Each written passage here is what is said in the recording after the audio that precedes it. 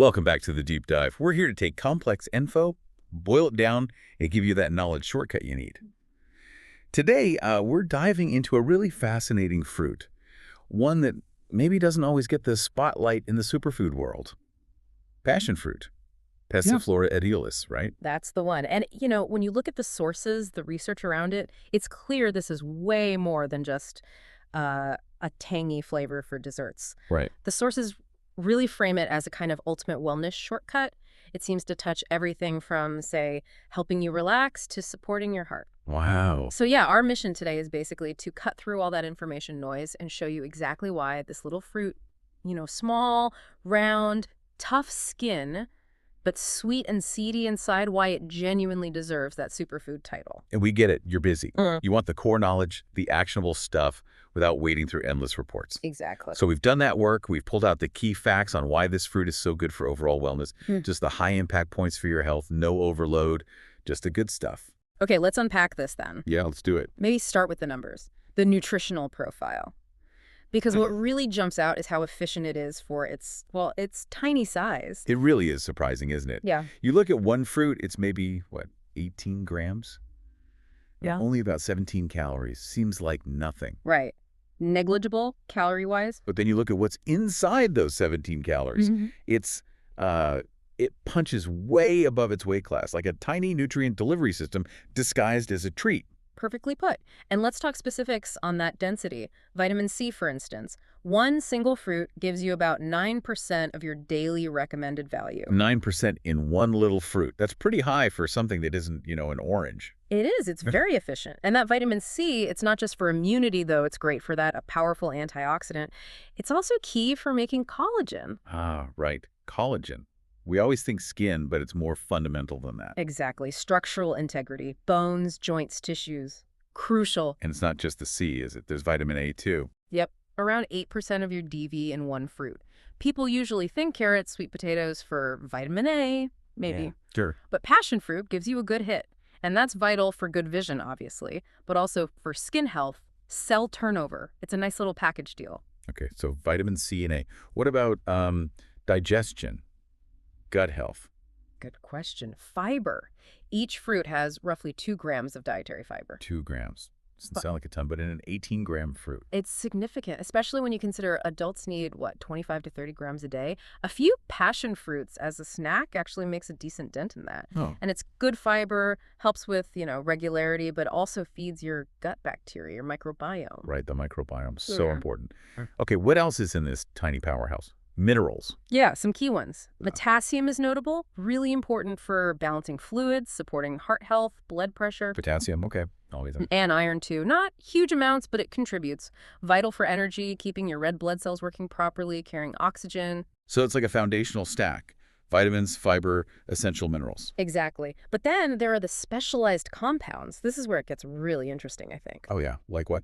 Well, it's loaded with beneficial plant compounds, things like polyphenols and carotenoids. Okay. The things that give plants their colors. Antioxidants. Precisely. They act like shields for your cells. Polyphenols, for example, some sources mention one called pice-ethanol. They're incredible antioxidants.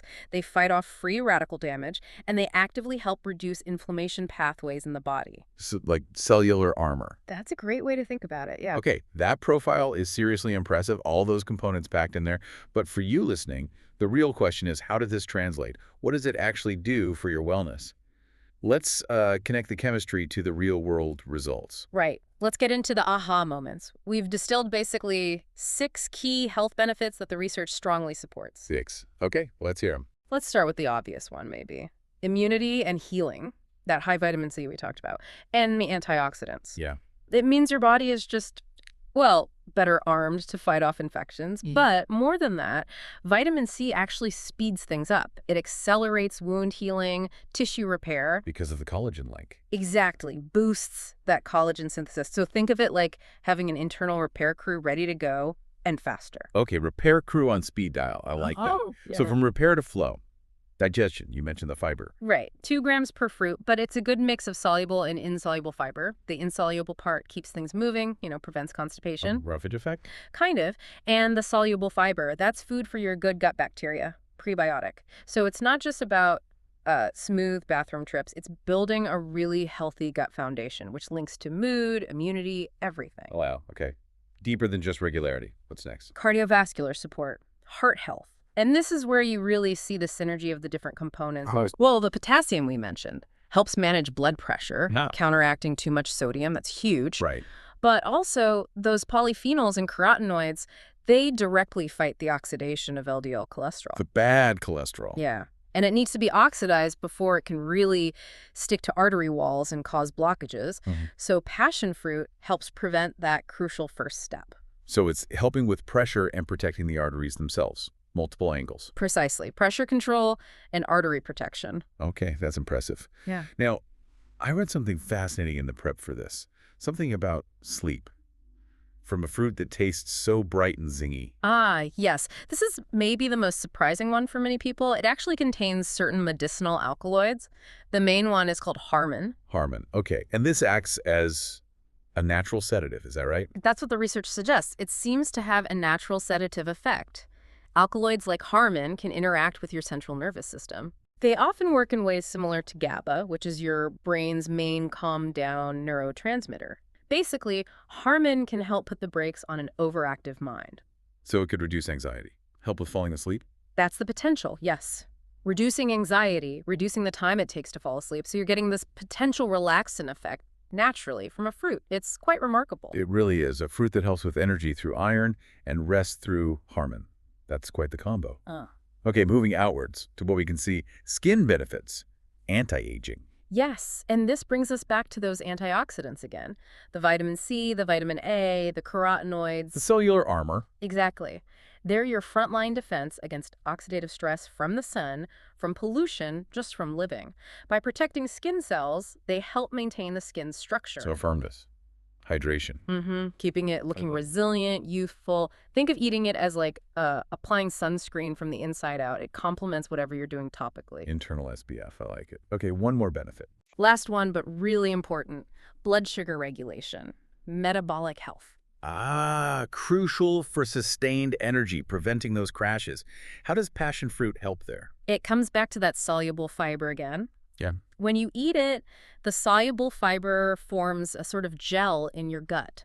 And this gel physically slows down how quickly carbohydrates are broken down and sugar gets absorbed into your bloodstream. Ah, so it smooths out the curve, prevents those big spikes. Exactly. No sharp glucose spike, no subsequent energy crash. It promotes more stable blood sugar levels, which is key for steady energy all day long and for long-term metabolic health. Fantastic. Okay, so we've covered the why, the nutrients, the 6 big benefits, immunity, digestion, heart, sleep, skin, blood sugar. Impressive list. It really is. Now let's switch gears to the how. For you listening, if you're thinking, okay, I'm sold, how do I actually use this stuff? What are the simple, effective ways? Well, the good news is it's really versatile. Let's start with just eating it, the culinary uses. The pulp is easy to work with. Simplest thing, passion fruit juice. Just blend the pulp seeds and all, usually with some water. Maybe a touch of natural sweetener if you like, stevia or honey, perhaps. Great for quick hydration and getting those nutrients in fast. Easy enough. What about something more substantial, like for breakfast? Smoothie, definitely. Blend the pulp with, say, a banana for extra potassium, maybe some Greek yogurt for protein, your choice of milk almond, coconut, regular dairy. Add some chia seeds, maybe. Perfect. Chia seeds for more fiber and omega-3s. That gives you a really energy-dense, nutrient-packed start to the day. Okay, juice, smoothie. Can you use it in savory dishes? It's quite tangy. Absolutely. That tang is great. Think salad dressing. Just whisk the pulp with some good olive oil, a little honey or maple syrup to balance the tartness, pinch of salt, maybe some pepper. Ooh, that sounds good. It makes a fantastic, bright, tropical vinaigrette, cuts through richer greens beautifully, or even as a marinade for chicken or fish. Interesting. Okay, so eating it is straightforward. But you mentioned DIY wellness, too, like the skin benefits. Can you use it topically? You definitely can. A simple glowing skin mask, the fruit acids provide gentle exfoliation, and the pulp itself is quite hydrating. What would you mix it with? Just mix the pulp with a bit of honey. Honey is a great natural humectant, draws moisture in, and maybe some aloe vera gel for soothing. Okay. Pulp, honey, aloe. Yeah. Put it on your face for 10-15 minutes. It can help hydrate, potentially reduce blemishes over time, and just gives you a nice natural glow. Nice. And what about that relaxation effect, that Harmon alkaloid? How do you best tap into that? You mentioned tea. Yes, the relaxation tea. This is where traditional use often comes in. While you can use the fruit pulp, many sources, especially traditional remedies, point to using the dried leaves of the passiflora plant. Ah, the leaves, not just the fruit. Often, yes. Steeping the dried leaves, or you could try steeping the pulp too in hot water before bed, is a classic way to try and get those sedative alkaloids. The idea is it helps reduce stress, eases you into sleep. That's a really key distinction, the leaves versus the fruit pulp, for that specific effect. Good to know. Okay, one more DIY for digestion. A simple digestive tonic in the morning. Take the passion fruit pulp, mix it with a glass of warm water, not hot, just warm, and maybe add a little fresh ginger juice. Ginger, nice. Anti-inflammatory. Exactly. Drinking that first thing on an empty stomach can be really soothing for the digestive system.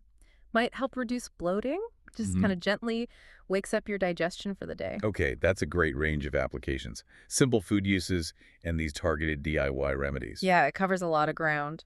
So if we pull this all together, the synthesis here seems pretty clear. Passion fruit isn't just a tasty tropical extra.